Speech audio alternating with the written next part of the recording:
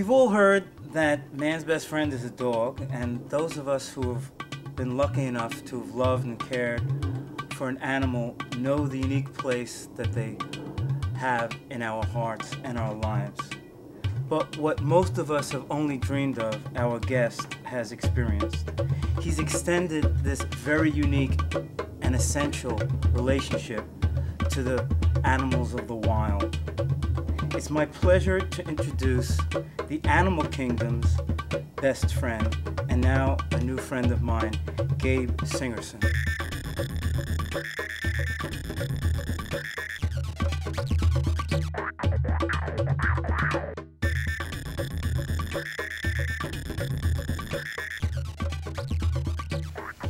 This has taken place in many areas: Africa, Madagascar, China, to name a few, as well as the United States.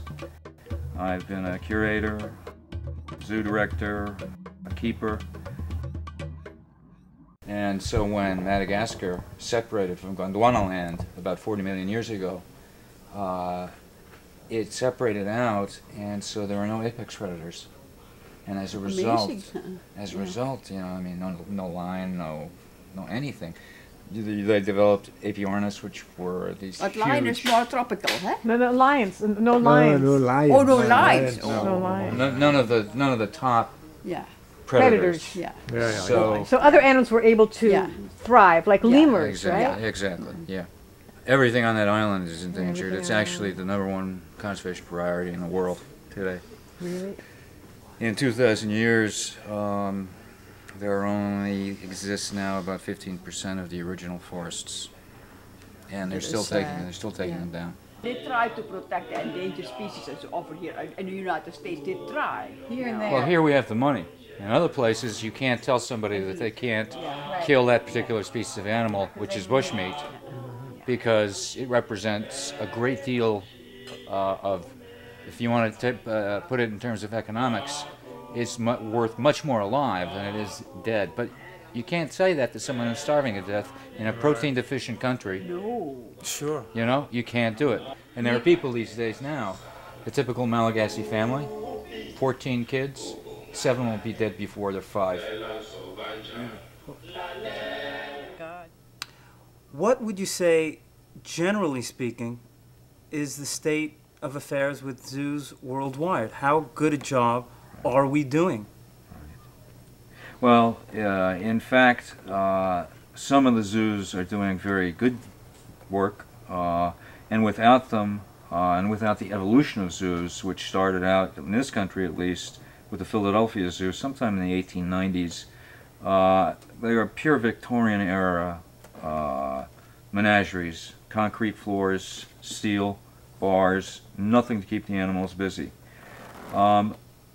The work of zoos now has become much more a question of not just exhibition, but exhibition coupled with education and with the work of funding scientific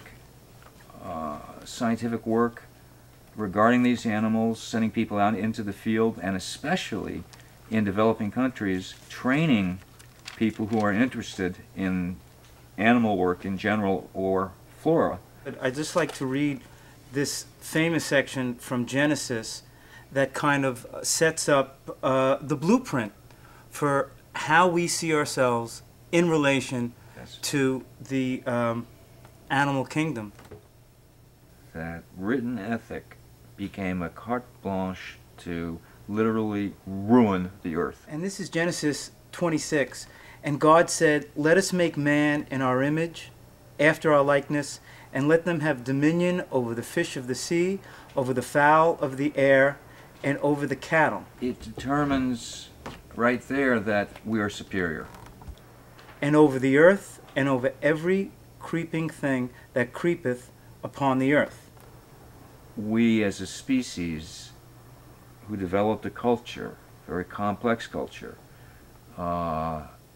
like nothing else that exists, thought that we were able to simply take hold of anything we wanted at any time. What we have done is we have eclipsed geological time. extinction has always been part of the background. That's just been the truth of you know, biology on this planet. But we have eclipsed the time frame of these things. Animals, in particular, are under tremendous pressure because of lack of habitat degradation, slash and burn, swidden agriculture.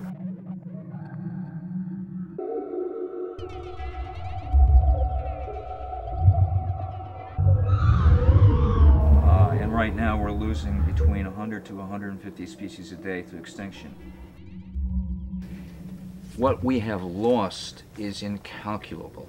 It is simply incalculable. One of the things that, again, forgive me for reiterating, that I have been so lucky to have had in my life is a taste of what we all once had.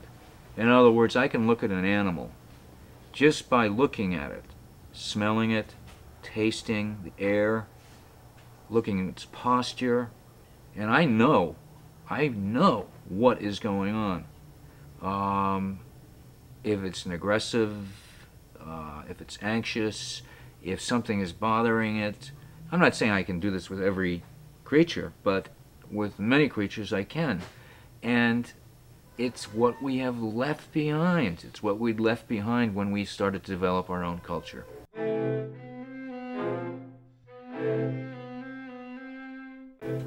Many years later, I got to know another chimpanzee named Smoke at the zoo where I worked as a keeper.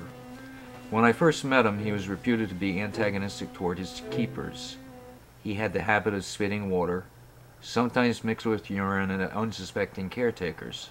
This is about an animal who, like many animals that I've worked with, at first glance, at first moment, you're warned about how dangerous and deadly they are, and indeed some of them are, but most of them, the human interaction is inappropriate. One day I was walking by Smoke when he caught me squarely with a mouthful of water and old piss. He spun around and ran off as the fluid dripped off my face. I looked at him and called him over, and when he came up to me, I spat directly into his face. I then watched a rainbow display of facial expressions. Shock, anger, rage, and humiliation were replaced by solemnity, interest, and curiosity. And the person, actually there was a keeper who started screaming at me, saying, "Oh, he's gonna kill you, he's gonna rip your head off." He and I watched each other for a moment, and then he got up and moved towards me sideways in crab fashion. He sat down at the bars and put his hands through to me and stared into my eyes. Much to the consternation of another keeper who had seen what just had happened, I moved towards Smoke and put my face slowly into his outstretched hands. He simply, literally extended his arms, and I put my face right into them, so that his hands were like this, right on my face, then I put my hands over his hands. He stared into my eyes deeply. Now that animal had a reputation of being a killer. I mean, he'd kill anybody if he could get a hold of him, and he tried. He held my face with supreme gentleness and simply continued to gaze at me. Had he wanted, he could have torn my face right off. I knew that animal was not going to hurt me. I knew it. After some time, I slowly moved back, pulling away from him. It was an absolute. I knew it. I still held his hands that no one had touched for at least 15 years. Here was this animal who had been just brutalized and suffered, and he was just waiting. I mean, it was all there, waiting to have some kind of contact that was positive and pleasurable. I don't know how else to say it.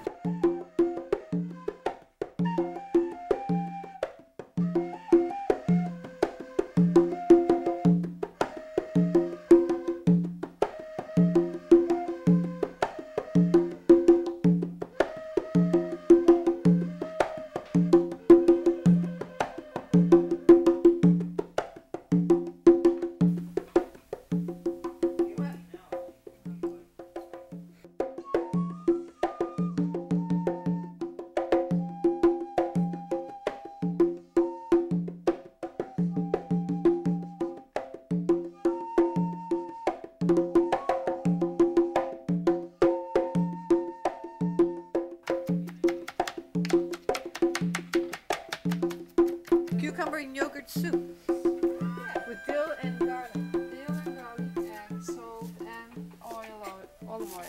It's very simple, right? Yeah, really simple. It's very fresh for the summer dinner or summer lunch. The Turkish people like yogurt a lot, right? Yes, yes, yes. We prefer eat yogurt with meat. With meat? Yeah, it's very traditional way. Like lamb with lamb? Lamb or shish kebab or some meatball. But not with fish, right? Traditional, yeah. Not with fish? Not fish, not meat. But meat. Maybe. And these are my friends. That's that's where I live. My little road. Look at them. That's the aardvark that you saw, the big aardvark. How do you get those the pictures, motor. Gabe? How do you get it all? Are they in the zoo or something? These ones are some in zoos, some not. The most wonderful thing in my life. Have you always been an animal lover, or is that because you have seen all this Well, I instruction? can't tell you that I'm an animal lover. It connotes a certain kind of sentimentalism, and Separateness. it doesn't allow for the fact that what you're really doing is trying to understand what that animal is doing at any given moment, and understand it, and then be able to interpret it so that your behavior is appropriate.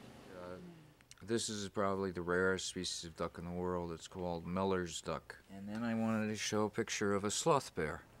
Now here's a non-Malagasy animal. This animal is a clouded leopard. They're from the Hindu Kush. And now this bear is named Nicky. His name is Puck. This next picture is of a barn owl, and the barn owls come from here. They're one of our species. They will feed on anything from grubs to tree sap. Fruit is a great favorite. As a matter of fact, when I was taking care of her, I often used to take grapes, and I'd hand her one grape at a time. And right now, what he's doing is he's in a threat posture. You can see the wings are raised. He's made himself look as big as he can. His mother, Ava, her maternal instincts simply did not kick in. And so she walked around the cage, kicking and dragging the infant. And she put out her hand very slowly. And very slowly is how they move. Everything is done in, 1/10 speed, and close her hand around the grape, and then pull it back to her, and then begin to eat it. At the end of the day, the animal still hadn't suckled, was becoming dehydrated, had been scuffed and scratched, and one of the curators said, "Well, I don't care. If it's meant to die, it's meant to die." And I said, And again, I stress, these are not tame animals. These are all wild animals. So I went to the director of the zoo, and he asked me what I thought. I said, well, what you need to do is give this animal fluids and keep it warm overnight, and then we can try and reintroduce it the next day. And that's exactly what happened. So this animal is alive, and now in Japan doing very important, because this is a wild-caught female. Therefore, the genes are completely new, so to speak, in American zoologicals.